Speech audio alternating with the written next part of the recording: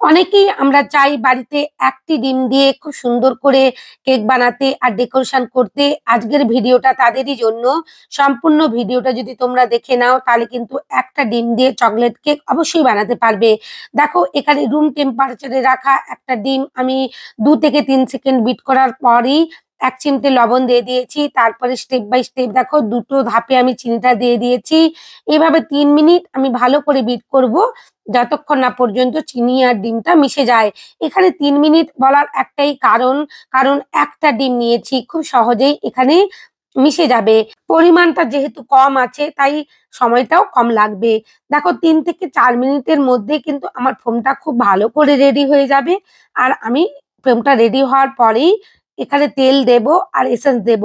তেল আর এসেন্স দেওয়ার পর আমি কেবলমাত্র 5 থেকে 6 সেকেন্ডের জন্য বিট করব। এই পর্যায়ে এসে কিন্তু বেশি সময় ইলেকট্রিক বিটার দিয়ে বিট করা যাবে না। দেখো বিটারের কাঁটাটা আমি খুলে নিয়েছি। একটা স্টেনারের মধ্যে আমি ময়দা আর কোকো পাউডারটা ভালো করে চেলে নিলাম। ভালো করে কিন্তু আমি মিশিয়ে নেব। এখানে যেটুকু কোকো পাউডার ছিল ভালো করে নিয়ে নিয়েছি। এরপর একই ডিরেকশনে আলতো হাতে আমি কিন্তু ঘুরিয়ে ঘুরিয়ে এই মিশ্রণটা মিশিয়ে নিয়েছি। তোমাদের হয়তো ভিডিও দেখে মনে হচ্ছে আমি অনেক দ্রুত কাজ করেছি, কিন্তু তা নয়। খুবই ধীরে ধীরে আমি কিন্তু কাজগুলো করেছি। এরপর আগে থেকে একটা বেকিং টিন রেডি করে রেখেছিলাম, 5 ইঞ্চির বেকিং মোল্ড, তার মধ্যে বাটার পেপার তেল দিয়ে রেডি করা ছিল। সেটার মধ্যে আমি সমস্ত ব্যাটারটা ঢেলে নিয়ে বেক করে নিয়ে এসেছি। অবশ্যই কিন্তু প্রিহিট করা ওভেনেই আমি কেকটা বেক করেছি। এরপর ভালো করে দেখো লেয়ার কাট করে তোমাদের সাথে আমি দেখিয়ে দিচ্ছি। এই ছোট কেকগুলো যাদের লেয়ার কাট করতে অসুবিধে হয়, তোমরা এই পর্যায়টা দেখে কিন্তু ভালো করেই একটা ব্রেড নাইফ দিয়ে এই ছোট কেকগুলো লেয়ার কাট করতে পারবে। দেখো আমার 3টে লেয়ারে ভাগ হয়ে গেছে। এরপর আমি 1 পাউন্ডের কেক বোর্ড নিয়ে নিয়েছি, এই ইঞ্চির কেক বোর্ড। তার মধ্যে প্রথম লেয়ারটা ক্রিম দিয়ে অবশ্যই কিন্তু বসাতে হবে। আমি এখানে ক্রিম দিয়ে বসিয়ে দিয়েছি। সুগার সিরাপ দিয়ে খুব সুন্দর করে সোক করে নিয়েছি। তারপরেই দেখো গানাশ দিয়ে আমি চারিদিকে স্প্রেড করে নিলাম খুব ভালোভাবে প্যালেট নাইফ দিয়ে। এরপর আমি পরিমাণ মতন ক্রিম দিয়ে দিয়েছি। ক্রিম দিয়ে অবশ্যই কিন্তু ক্রিমটা খুব ভালো করে স্প্রেড করে নিতে হবে। এই কেকটার অর্ডার যে বোন আমাকে দিয়েছিল, ও একটা ছবি পাঠিয়েছিল। এটা সম্পূর্ণরূপে একটা কাস্টমাইজ কেক। ওর ছবিতে ছিল ব্লু কালারের ফ্লাওয়ার। তো বলেছিল দিদিভাই কেবলমাত্র তুমি কালারটা চেঞ্জ করে দিও, নাহলে কেকের বেস থেকে শুরু করে ফ্লেভার সমস্ত কিছু কিন্তু একই রেখো। তো আমি সেই অনুযায়ী বানিয়ে দিয়েছি। আর এখন দেখছি সবাই একটা ডিমেরই কেক, মানে 1/2 পাউন্ডের কেকই নিতে চায়। আর 300 থেকে 350 গ্রাম। তো আমাদেরকেও তো সেভাবেই বানাতে হয়, কিছু করার নেই। তোমাদের সাথে আমি সম্পূর্ণ রেসিপিটাই শেয়ার করছি। সম্পূর্ণ ডেকোরেশন কিভাবে করবে, কিভাবে তোমরা ফিলিং এ কোন কোন জিনিস দেবে তাতে কেকের টেস্ট আরো বাড়বে, আর কিভাবে ক্রিম দিয়ে আইসিং করবে, সমস্ত কিছুই কিন্তু তোমাদের সাথে আমি ভিডিও খুব ভালোভাবে বলে বলে শেয়ার করি।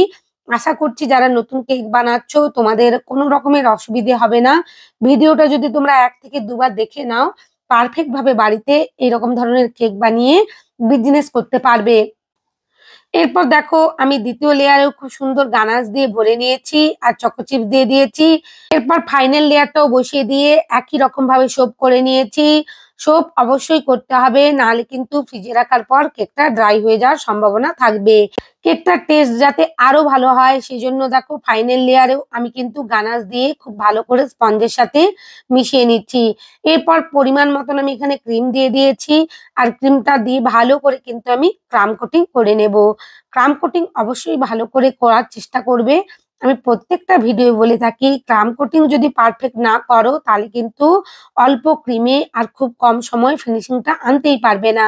তাই ক্রাম কোটিং করে অবশ্যই হাতে যদি সময় থাকে 30 মিনিট, আর যদি সময় নাও থাকে তা 20 মিনিটের জন্য ফ্রিজের মধ্যে রেখে দেবে। আমি এখানে 20 মিনিটের জন্য ফ্রিজের মধ্যে রেখে দিয়েছিলাম।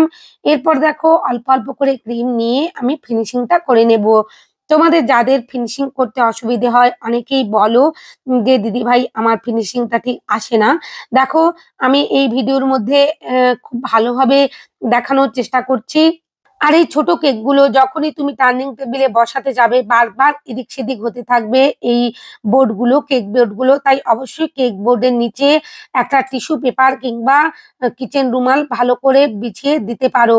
তাহলে খুব সহজেই কিন্তু এই ছোট কেকগুলো ফিনিশিং আনার সময় অসুবিধে হবে না যখন ক্রিম আইসিং করবে। দেখো ধীরে ধীরে কিন্তু আমি একটু একটু করে ক্রিম দিচ্ছি আর প্যালেট নাইফ দিয়ে খুব ভালো করে আমি ফিনিশিংটা আনার চেষ্টা করছি। এক্সট্রা ক্রিমগুলো যে প্যালেট নাইফের মধ্যে আটকে যাচ্ছে, ভালো করে কিন্তু ক্লিন করে নিতে হবে একটা বাটির মধ্যে। নাহলে কিন্তু পারফেক্ট ভাবে আবার যে নেক্সট টাইম তুমি ফিনিশিংটা আনতে যাচ্ছ সেটা আসবে না। আর এইভাবে যদি তোমরা করতে পারো তাহলে কিন্তু পারফেক্ট ভাবে একটা কেক ফিনিশিং আনতে পারবে। আর কেকের টেস্টের সাথে সাথে কিন্তু ফিনিশিংটাও অনেকটাই বাধ্যতামূলক। ফিনিশিং যদি ভালো না হয় কেকটা তাহলে দেখতে ভালো হবে না, আর টেস্টের সাথে সাথে তেমন ফিনিশিংটাও ভালো করে করে নিতে হবে। দেখো এখানে আমি গোলাপ ফুল বানাবো, যেহেতু আমাকে ম্যাডাম রেড কালারের ডেকোরেশন করতে বলেছিলেন, ফ্লাওয়ার রেডি করতে বলেছিলেন, তো সেই মতন আমি ক্রিমের সাথে রেড জেল কালার মিশিয়ে নিয়েছি। এখানে দুটো কোম্পানির জেল কালার আমি ইউজ করেছি, একটা ম্যাজিক আর একটা ব্লসম। তোমরা অনেকেই জিজ্ঞেস করো তাই আমি বলেই দিলাম। তোমরাও এভাবেই কিন্তু রেড কালারটা মেশানোর পর ক্রিমটা অবশ্যই ফ্রিজের মধ্যে 10 থেকে 15 মিনিট সেট করতে রাখবে। তারপরে কিন্তু এভাবে নোজেল ওয়ার্কটা করবে, নাহলে কিন্তু কালার মেশানোর পর, বিশেষ করে এই রেড কালার বা ডিপ কালার গুলো রেডি করার পর এই ক্রিম গুলো মেল্ট হতে থাকে। আমার দেখো কিছুটা আমি সেট করে নিয়েছি, তারপরেও মনে হচ্ছিল যেন মেল্ট হয়ে যাচ্ছে। কিছু করার নেই, যখন ডিপ কালার কাস্টমার চায় তখন দিতেই হয়। আর অনেক কিছুই করতে হয় না চাইলেও, কারণ ডিপ কালারটা দিলে কেকটা কাটিং করার পর মুখে দেওয়ার পর ভীষণভাবে মুখে লাগে। তাই আমি বারবারই অ্যাভয়েড করতে থাকি। কিন্তু কাস্টমারের যখন ডিমান্ড থাকে খুব ভাবে, তখন আমাকে বানিয়ে দিতেই হয়। দেখো এখানে আমি একটা নূর 8 নম্বর নোজেল ইউজ করেছি। যেহেতু ছোট 5 ইঞ্চির মোল্ডে কেকটা আমি রেডি করেছি, তাই অবশ্যই ছোট্ট নোজেল দিয়েই আমি বর্ডারটা করে নিচ্ছি। আর বর্ডারটা আমি দুবার রিপিট করছি যাতে দেখতে খুব সুন্দর হয়। আর আমার কাছে ক্রিম এক্সট্রা ছিল পাইপিং ব্যাগের মধ্যে, তাই আমি রিপিটটা করেই দিলাম। দেখতেও খুব সুন্দর হয়েছে। তোমাদের যদি ভালো লাগে অবশ্যই চ্যানেলটা সাবস্ক্রাইব করে রেখো এরকম নতুন নতুন ভিডিও পাওয়ার জন্য। আর ম্যাডাম বলেছিলেন নাম লিখতে, তো আমি নামটাও লিখে দিয়েছি। সবাই খুব ভালো থেকো। অনেক ধন্যবাদ তোমাদের আমার ভিডিও দেখার জন্য।